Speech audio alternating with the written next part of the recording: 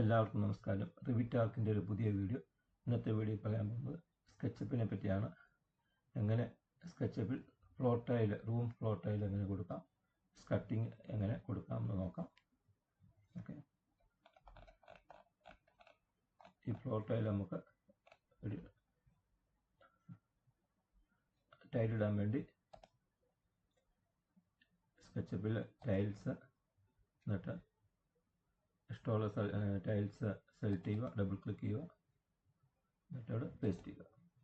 Okay, ഇപ്പം square ഷേപ്പിലുള്ളത് വന്നിട്ടുണ്ട്. നമുക്ക് അലൈൻമെൻറ്റ് ചെയ്യാൻ വേണ്ടി ഇവിടെ സ്റ്റാർട്ടിംഗ് പോയിന്റ് ഇവിടെ കൊടുക്കാൻ വേണ്ടി റൈറ്റ് ക്ലിക്ക് അടിക്കുക, പൊസിഷൻ, എന്നിട്ട് മൂവ് ചെയ്ത് വെക്കുക. ഓക്കെ,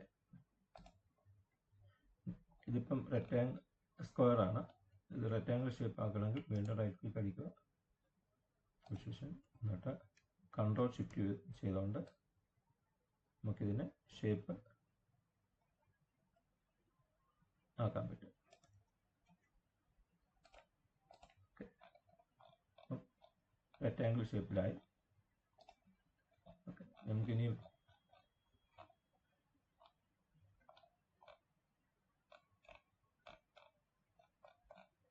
ഇവിടെ കട്ടിങ് കൊടുക്കാൻ വേണ്ടി ആദ്യം ഇത് കുറച്ച് ഇങ്ങോട്ട് പുറത്തോട്ട് പ്രൊജക്റ്റ് ചെയ്യുക. എന്നിട്ട് കട്ടിങ്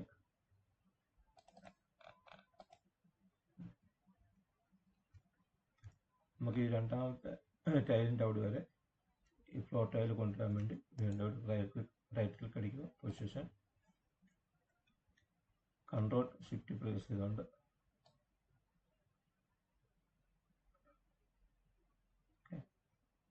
ഇനി നമുക്ക് അഡ്ജസ്റ്റ് ചെയ്യാം.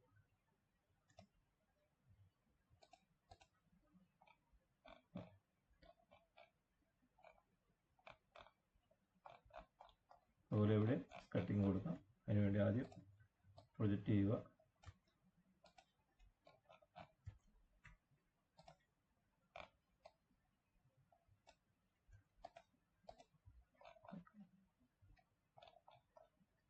ഇങ്ങനെയാണ് ഫ്ലോർ ടൈൽ, സ്കെച്ചപ്പിൽ ഫ്ലോർ ടൈൽ കൊടുക്കുന്നത്.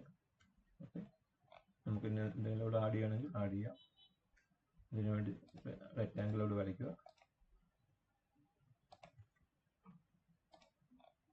എന്നിട്ട് പ്രൊജക്റ്റ് കൊടുക്കുക, എന്നിട്ട് കളർ കൊടുത്താൽ മതി. TV ആണെന്ന് വിചാരിക്കുക. ഓക്കെ,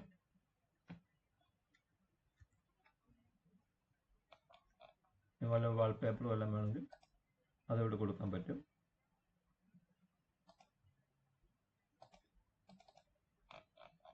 ഓക്കെ, അതിനേക്കാൾ നമുക്ക് വാൾപേപ്പർ കൊടുക്കാൻ പറ്റും.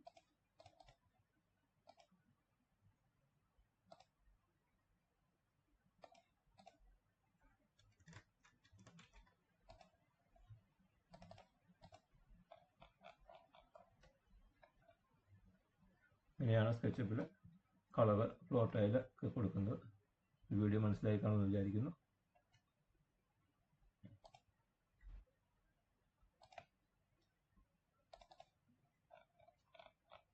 സബ്സ്ക്രൈബ് ചെയ്യുക, കമൻറ്റ് ചെയ്യുക, ഷെയർ ചെയ്യുക. Okay, thank you.